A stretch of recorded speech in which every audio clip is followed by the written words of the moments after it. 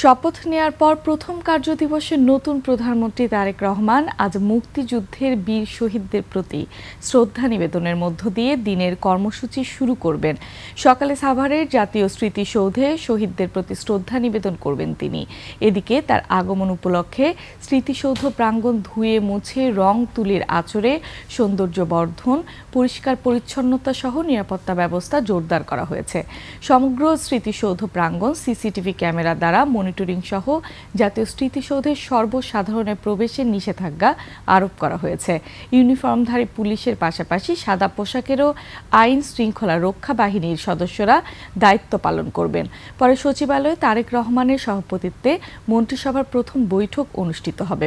গতকাল মঙ্গলবার বিকেলে প্রধানমন্ত্রী হিসেবে শপথ নেন বাংলাদেশের জাতীয়তাবাদী দলের চেয়ারম্যান তারেক রহমান।